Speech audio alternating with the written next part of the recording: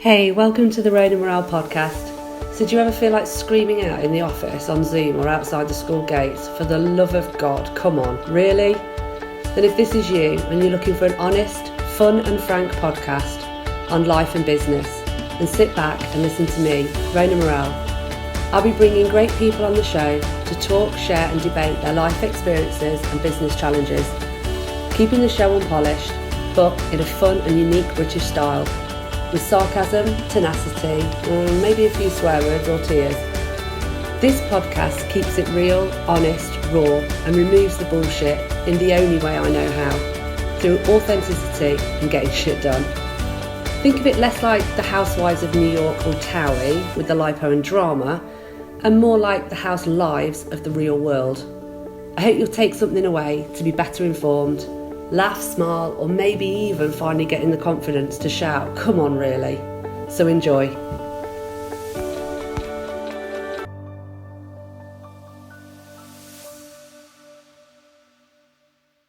Hi Marie-Josee, how are you? Welcome to the show. Hello, thank you for having me. I'm well. Oh, excellent. I'm delighted to welcome MJ for short, but Marie-Josee Privyk, who is the ESG Innovation lead for Novisto, and they concentrate and focus on all things next generation sustainability reporting. So it's a bit of a mouthful there. But MJ has had well over 30 years experience, although she doesn't look that old, in very many areas around investor relations, as a financial analyst. And today we're really going to talk about a lot of the pain points around reporting, a lot of the myths and misconceptions, some of the things that are standard and some things that are going to become regulatory. And I'm sure with the passion that MJ has got, we'll probably diverse into other areas as well. So welcome to the show. Delighted to have you. Thank you. Happy to be here.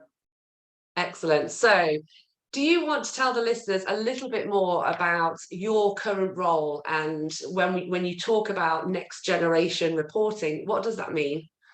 Sure. Thank you.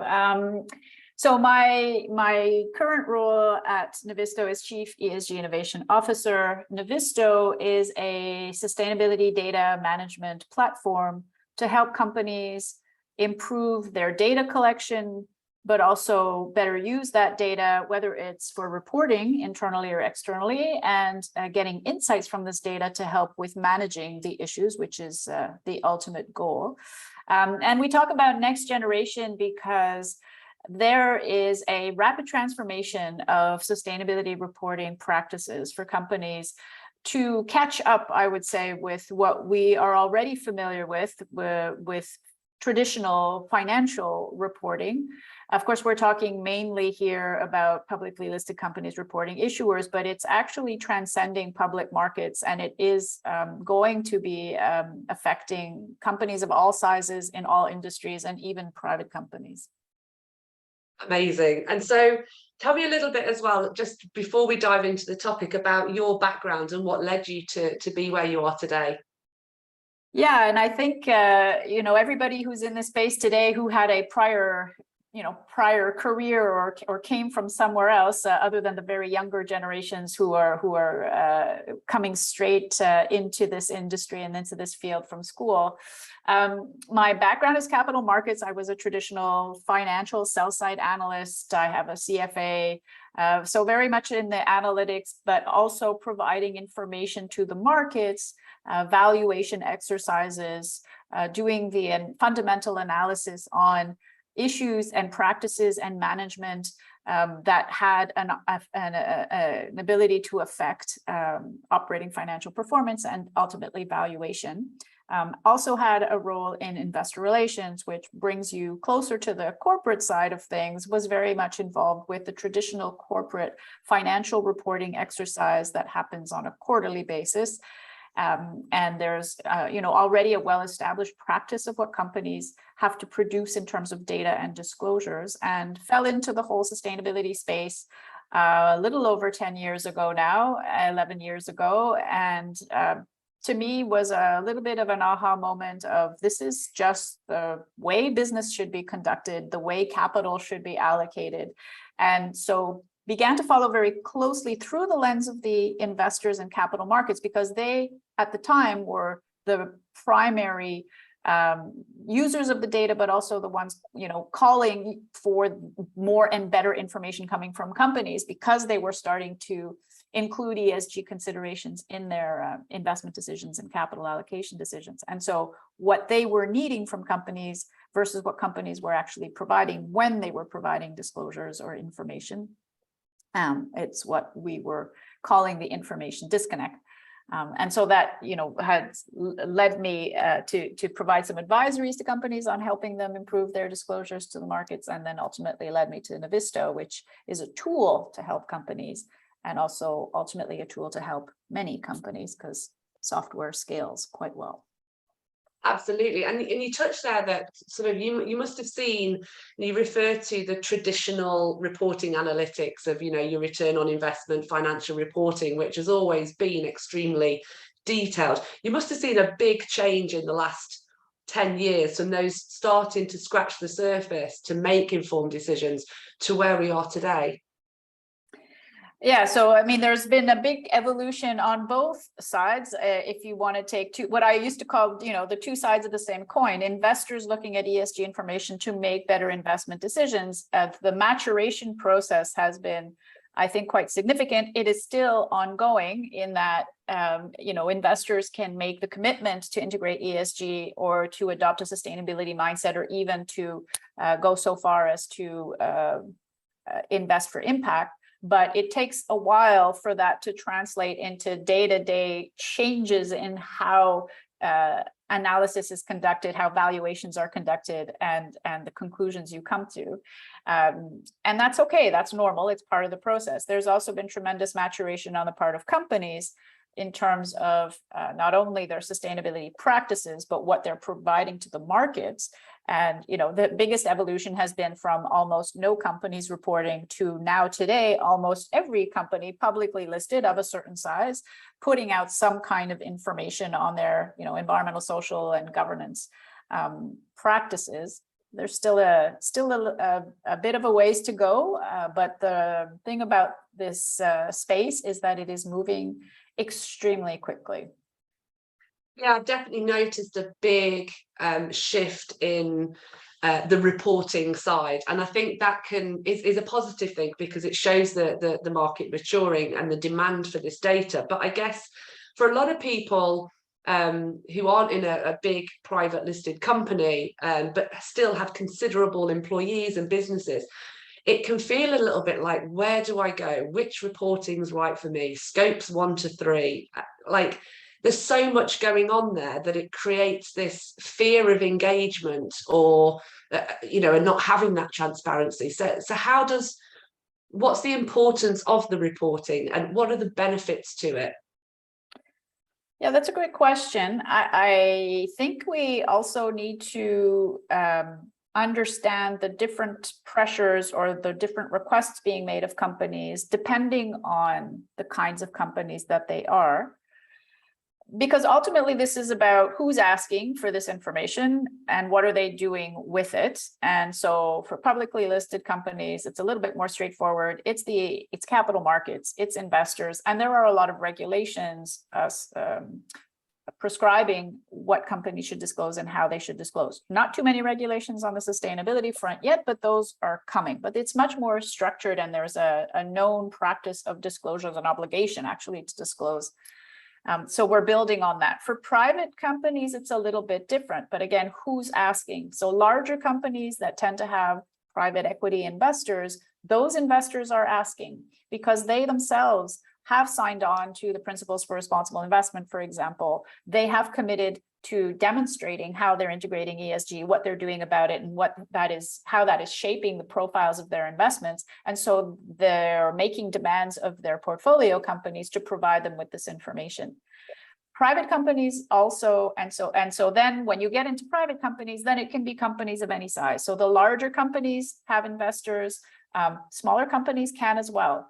Most companies, private or public, large or small, also have either consumers or customers when they are part of a supply chain. And what we're seeing is that the bigger companies that are looking to integrate sustainability considerations into their supply chain management are now making more and more explicit requests of their suppliers to provide this information. And so when a supplier is a customer is asking you to provide details of what you're doing in managing your environmental issues, your water, your waste, your emissions, how you're managing your people, and how you're interacting with your community, those kinds of things, that's a form of reporting. Actually, you're not reporting to the public, but you are reporting to your large customers. And what's happening is many of these customers are asking their suppliers. You're going to get more and more requests. And then when we talk about capital markets, there's also an expansion beyond investment to the banking sector, and to the insurance sector. And so more and more banks are being called upon now to demonstrate how they're integrating these sustainability considerations into their loan portfolios, and how insurers are integrating these considerations into their insured portfolios. And so again, more and more demands being made of these companies. So how to look at it is to become aware of it, understand what this is and what it's not, understand why they're asking. And then I would say, and I'll stop there so we can dive more deeply into some of these sub issues if you'd like. I would say make it relevant to you. In other words, you're going to get a lot of requests potentially, or multiple growing requests from different sources.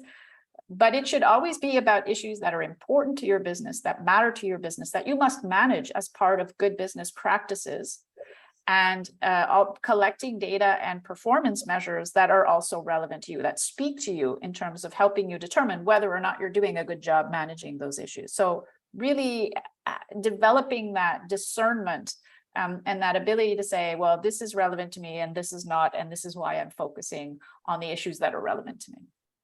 Yeah, and I think that's a really interesting point, actually, MJ, because when you look at the UN Sustainable Development Goals, as people in the industry know, there are hundreds of objectives that lie beneath that, and it would be overwhelming and impossible for any one business to take on all of those. So in your way, in the business, in terms of reporting, do you find that would it be better to kind of have a reporting system that aligns to those 17 goals and the subsections, because scopes 1 to 3 are so limited, really, and only focus on emissions? Yeah, so I think, again, we have to maybe take a step back and understand what are we talking about when we're talking about the Sustainable Development Goals. And then what are we talking about when we're talking about scope 1, 2, and 3 greenhouse gas emissions, which is basically the key performance metric that we're using now to measure climate impact, which is, how many emissions you are generating, because greenhouse gas emissions are the primary source, I would say, cause of climate change. So we're at completely opposite spectrums here when we think of sustainability related issues and sustainability related data. Scope 1, 2, 3 emissions are absolutely about one topic, climate change, and they're very specific and they're quantitative. The good thing is that they're universal in that all companies can and should be measuring their carbon footprint to understand, do I have a big carbon footprint or not? And if I have a big carbon footprint, what am I doing to reduce it as part of my contribution to addressing the issue of climate change, which is a system level issue affecting all facets of society. It's an economic issue, it's a social issue, it's an environmental issue, it's all of those things all mixed together, acting concurrently, and we all have a role to play in trying to address this risk, including companies, including individuals. Sustainable development goals are a macro level strategy, the closest thing we have to it. For the short background, developed by the United Nations, adopted by all members of the United Nations, back in 2015. They were goals for 2030, and they are high-level macroeconomic goals to basically lift everyone out of poverty, improve the standard of living and the well-being of communities everywhere, and do so in a way that protects not just our current generations, but future generations' ability also to meet their needs. So this is the concept of sustainability, right? We are destroying our planet. We are destroying the very things that allow us to breathe and eat and find shelter and be safe and have jobs. It sounds super dramatic, but when you get down to it, ultimately that is what it is about. We are exacerbating inequalities. There are still many, many populations around the world that are suffering, that are not even, able to enjoy basic human rights. And so the goals was about all of doing, addressing all of these things and being able to improve our well-being over many generations. So those are high level, aspirational, macro level objectives. There's a lot of work to do for companies when you're in a company to translate those into what does that mean for my business. And so it's not a one-for-one. And there's a lot of work to be done actually before a company can actually get to a point of saying, I'm contributing to the SDGs. And by and large, companies, by the nature of their activities, aren't really going to be concerned with or able to contribute to all of the goals. There's 17 goals, but as you mentioned, 169 sub-targets, and then it breaks down even further. Companies aren't expected and even able to address all of them. The idea is to figure out, well, through the conduct of your business, what are you doing that can have a positive or a negative impact on the environment and society, and that you should therefore be managing to reduce the negative impact and increase the positive impact. But already there, you're already talking about a process where companies been at it for a while, and it's one of the dimensions of ESG or sustainability related issues that companies must concern themselves with. It's the inside out, if you will, dimension, right? How is the company's how are the company's activities affecting the environment and society? The other dimension is the one we were talking about a little bit earlier, and it's usually the ones that companies come to initially, which is how is the company managing its environmental, social, governance issues? How are those issues potentially affecting its business? And therefore, by managing them well, it is increasing its resilience, improving its operations, improving its valuation. There are two dimensions, they're complementary, they're not mutually exclusive. Increasingly, companies are being expected to do both. Yeah, and I think touching on the point around, what's important to them, I think the perfect starting place, of course, is the mission, vision, and values and purpose of that business. And so I think any business now that can, yes, have solid carbon emissions reporting, but then have an awareness and an understanding of maybe 4 or 5 of the other goals at high level and strategically start to delve into. And I often find that people, when I talk to them, are doing things in that space that they don't necessarily put their head above the parapet and say, we already do this. So I think a lot of great work's being done already, but I think there is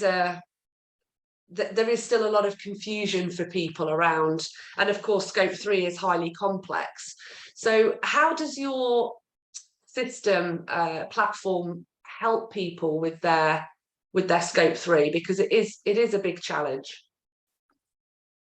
Sure. Scope 3 is a challenge, I would say, again, and it depends on which type of company you're talking about, because larger companies obviously have a bigger carbon footprint. Carbon footprint also is a function of the activities that you have, the industries that you operate in. Some industries, huge carbon footprints, other industries, not so much. For most industries, the carbon footprint is actually scope 3. So what are scope 3? Scope 1 and 2 are the emissions a company generates directly through the conduct of its business. Scope 3 emissions are the emissions generated upstream and downstream. In other words, generated by its suppliers prior to its own position in the value chain, if you will, or generated by consumers, the companies that are buying the products and services that you're producing. Obviously, you have less control over your scope 3, and the data has to come from other sources. You don't control the source of the data.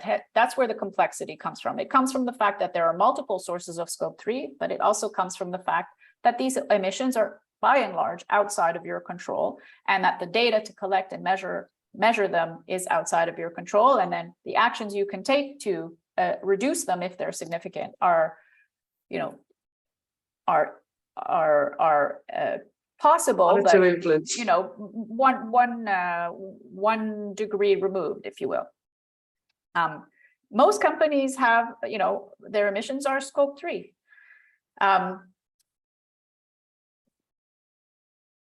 To go back to your initial question of how does our platform help? Our platform is a data management platform. Our platform helps companies collect their data on a variety of issues in order to be able to measure what they manage, know how they're doing, have more and better quality information with which to make decisions, and then better quality information to produce in the market.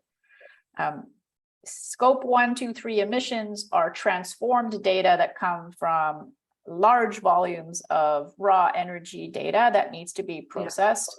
And we have a solution that facilitates that in order to generate those calculations. After that, once you have those numbers, then it's up to you to determine how you want to manage them. There's a lot of work to be done. A software tool is a software tool, but it's not a magical solution, and it's not going to solve all your problems for you with the click of a button. There's a lot of work to be done in understanding if this is even a material issue for you, and then what you can do about it. And so everybody's talking about climate change right now. I completely agree. We are in a crisis situation. Not everybody has the same ability to affect the outcome and manage that issue. And so I would say, when we are talking about sustainability, when we are talking about the SDGs, climate is the issue that will open the door to all the other issues, but there are other issues. And so again, identifying what those issues are is really a function of context, and the context has to do with the industry you're in, how you conduct your business, how you are producing your goods and services, and where you're located, where you are located, and where your value chain actors are located as well. And so those should inform the issues that you should be looking at managing. Climate change is one of them, but not the only one. No, absolutely. And I guess for a lot of people who are able to navigate this data and prioritize it, there must be some great efficiency savings and money savings that come from understanding your energy usage, for example, at peaks and troughs, and not having the lights on or air conditioning and things. So there's got to be an impact to the bottom line for the positive. Absolutely. And that's the reason why investors and other stakeholders are looking at these issues and wanting more granular information about them. And so back to the two dimensions, now we're back to the dimension of how the company managing those issues is, that are relevant to its business. Why does it do that? Because it's good business. It's just a good way to manage your company. First and foremost, from a risk dimension, right? Better managing your risks, but also from an opportunity dimension, better managing opportunities. And most of these issues will have positive or negative financial repercussions depending on whether they are well or poorly managed. In other words, if you are managing your energy consumption, your waste management, your use of plastics, etc., your water consumption, you are going to be reducing your operating costs. And yes, sometimes it requires an investment into a program, but typically there is a return on that investment that allows you to reduce your costs or increase your revenues. And if you manage them poorly, you're actually going to be incurring higher operating costs or work stoppages, which stops production, which affects sales, or paying fines, extraordinary expenses and paying fines, or having to take asset write-downs. And all of those things, whether they're managed poorly or well, influence your risk profile. And what does risk profile influence? It influences your cost of capital. So whether you're an investor or a bank or an insurance company, the risk profile has an effect on how much you're going to pay for the capital you need to access. or for the financial services you need to have. So there's absolutely a connection to the company's financial prospects, resilience, reputational capital, even. There is value in reputation, generally recognized when you buy or sell your business. But there is value in reputation that can be very easily destroyed with poorly managed issues. I think what's interesting about this space as well, it's a little bit like the kind of growth of access to knowledge, social media, the internet, is that we now are able to dive much deeper into businesses about where they do business, how they treat their staff, what goes on in the supply chain. So all these things that were always done behind closed doors and no one ever knew about is actually quite, I can imagine it being a scary space for a lot of people, because it's like, if you're deliberately hiding stuff, there's only so long you can hide. But I'm finding it really intriguing now to see people react and change to what they have to transparently report on. Mm-hmm. It's an interesting comment you're making, because indeed with social media and the overabundance, I would say, of information that we have today in our numeric consumption, there's a lot of information being shared about a company that really is outside of the company's control. So sentiment analysis, news items, people talking, positive feedback, negative feedback, scores on ratings on quality employers or quality of product, it's quality of customer experience, etc. All of those are points of data, points of information that live out there, and that can be harvested. Actually, that's the whole big data disruption, I would say. A lot of that stuff though is outside of the company's purview, and so bringing that back to disclosures or reporting.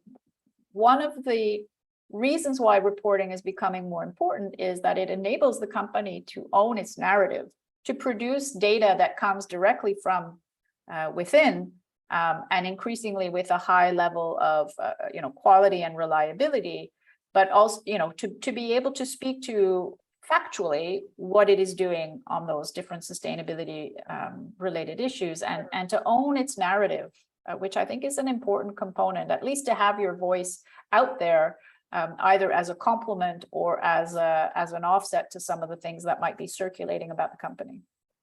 No, absolutely. And I think it'd be great to kind of explore a little bit some of the myths and kind of misunderstandings around kind of regulation and reporting. So is there some common themes that you can share with us around that topic? Mm-hmm. Myths and misunderstandings. The myth that they don't exist. Regulations and standards are coming to sustainability reporting. First and foremost to publicly listed companies. Obviously, that's a more obvious target, but I think it will expand, like I said earlier, to other companies, not just publicly listed companies. And so we're seeing regulations in Europe. First and foremost, Europe has done an incredible job of articulating a very comprehensive set of legislation, both for companies and for investors. And I would say legislation not only on what companies are expected to do, but say in report and disclose, but also in what they're expected to do. There are some regulations that speak to companies' obligations to act to address human rights issues in their supply chain, to act to address planned obsolescence of their products, etc. But specific legislation also about reporting and disclosure. So I'm talking in Europe, I'm talking about the Corporate Sustainability Reporting Directive and the fact that they are mandating disclosures for a wide number of companies, public and private, large and small. There's going to be a gradual implementation phase, But the regulation is also saying you must use a specific set of disclosure standards. So all the companies are going to use the same standards. You must have your disclosures audited externally, and you must produce a digitized and XBRL tag document to make them easily accessible for everyone, humans and machines. So it's not just about publishing comparable, reliable data, but it's making it widely available in the public domain. And I think everybody, a lot of other jurisdictions are taking a page from Europe. You're seeing increasing legislation, disclosure legislation from the US SEC, which obviously is a huge player in capital markets, and the world's eyes are, turned on the SEC to see what they're going to do. They have pending disclosure regulations on climate, pending disclosure regulations on cybersecurity, and they're supposed to be coming up with new regulations on human capital management. They're dealing with it on an issue by issue basis rather than a holistic sustainability basis, but the end result is going to be the same. And in those regulations, they are stating they should be externally audited and digitized and tagged XBRL. So we're going in the same direction. And then on a global scale, you have the IFRS Foundation working on sustainability reporting standards, disclosure standards, sorry. And so standards by definition are not mandatory. They are voluntary. They are aiming to produce a global baseline of sustainability disclosures that can be applicable really across the board in all jurisdictions, that are complementary to financial disclosures. Now, they're voluntary. So the key element to watch when you're looking at what's happening with the IFRS standards is the support that they are getting from the IOSCO, which is the International Organization of Securities Commissions, which is all of the security regulators across the globe. Mm-hmm. And their intention is very clearly to support integration of the standards into disclosure regulations in every market across the globe. And so that's where you're going to get that combination of regulations and standards. And the standards themselves are calling for disclosures to be audited and digitized XBRL tagging. So all of these standard setters are creating, in the process of creating their XBRL taxonomies for tagging purposes. Yeah. So I guess in summary to that, if you're not on board thinking about it, looking at it right now, you're either going to be very far left behind, or that competitive set is always going to be ahead of you. So I guess, again, peeling back those layers from a competitive set, getting to know such intimate details about, a business within a competitive set must be a scary thought for people, CEOs and organizations, but they've really got to get on board, haven't they? I think so. I do think so. It does. I think the key is to understand the why. There is a reason why we're having this systemic shift. Mm-hmm. There is a reason why they're being asked to manage some of these issues better, and also identify and manage their interaction with the ecosystem that they depend on, these companies, right? This recognition that companies have an impact by what they do, and that impact matters because it contributes to either making things better for everybody or worse for everybody. And so as important corporate citizens, constituents, they are being called upon to identify those issues and better manage them. So I think it's just a question of, business responsibility, and it's happening everywhere. It's not just in certain markets and not in others. It really is a global awakening, I would say. And so, I think that companies won't have a choice. The earlier, the better. Like everything else in sustainability, there's an expression that often comes up, and it's by choice or by force. We address climate change by choice or by force. We address pandemics by choice or by force. And what that means is that if you do it early, if you do it in a planned way, typically it will cost you less, and it will be less disruptive, and it will be less painful. I think that's the same for sustainability, managing and disclosing on your sustainability issues. Companies are going to be doing it by choice or by force. You do it early, you get to plan, you get to be a leader, you get to benefit from some of the competitive early mover advantage. But ultimately, you're going to have to do it by force. And I guess that piece around, wider than carbon is obviously this pressure now on kind of valuing our natural capital and understanding for every product or service, and there's products in this room and every impact that I make, how that impacts the planet. Because I guess that, choice or force, the challenge with force is that if we get to a force moment in time, how much is going to be too late, from biodiversity loss, all of those things. So I wonder if there's a way of, I know we've got our tipping points, but is there a way of managing, if every business carried on as normal in terms of extraction and growth, how long have we actually got before suddenly it's like, bang, there is no more? What are you going to do? Well, that's a good question that is best answered by scientists. And I think scientists, at least when it comes to climate, have been very clear, couldn't be more clear. And they've been saying it for years. I mean, there's a reason why we have objectives of reducing or limiting global warming to 1.5 degrees by 2030, because they estimate that if we don't, beyond that, there are some triggering events that will just, self-reinforcing events that are such that it's even difficult to predict the magnitude of the consequences. And so with respect to climate, it has been done. With respect to biodiversity, it's also being done. There's also a significant body of work that has measured the impact of biodiversity loss, the number of species that we have already lost that may never come back. I don't know. I think the science is already there. The messages are there. We're just choosing to ignore them. The messages on climate are all there. We're choosing to ignore them. And it's already, I mean, and the thing that we don't understand is that once the effects of climate start to become visible to us, like they did this summer, by the way, this summer was a great example across the globe of a variety of different climate-related, consequences that were devastating in many respects.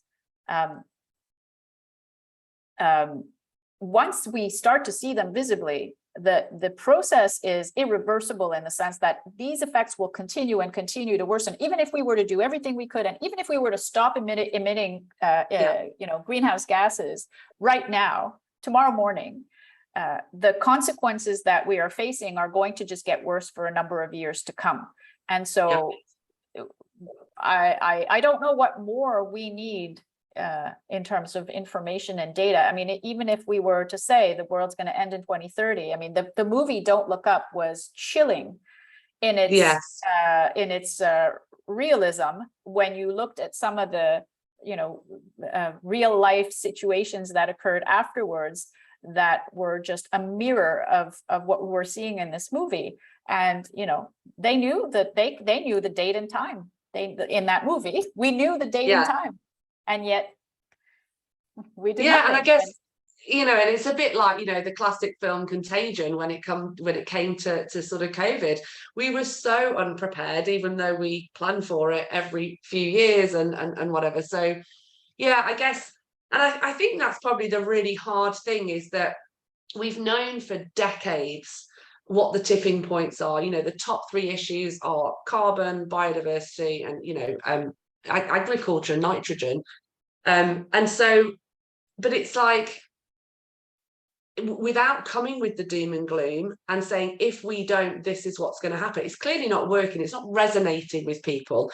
So I think the great thing about reporting is that by making this regulatory, that people are having to actually recognize their impact of making that pen or piece of furniture or that trip abroad, because I guess they've never needed to before.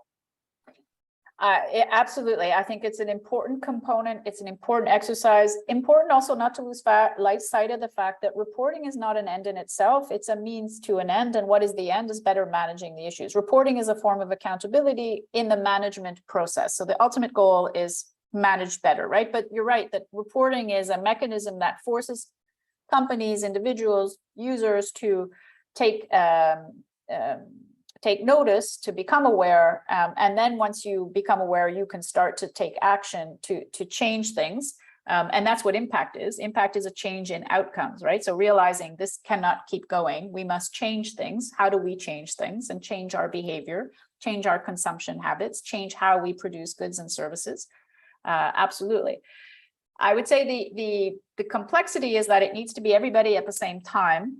We need government action, we need companies to act, we need investors to act, but we also need individuals to take actions and to significantly change how we consume and what we consume.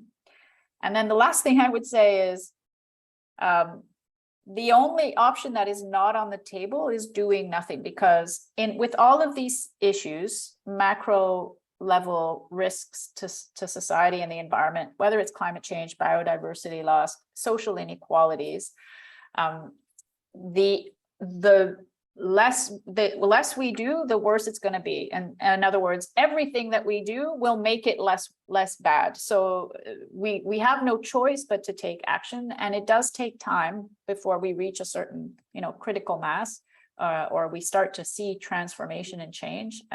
It's not going to be easy, but the only option is doing nothing.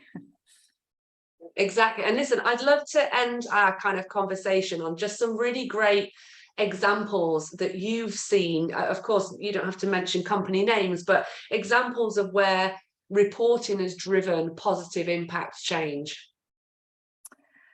Wow. Yeah. Hard to come up with specific examples off the top of my head. I think, I think that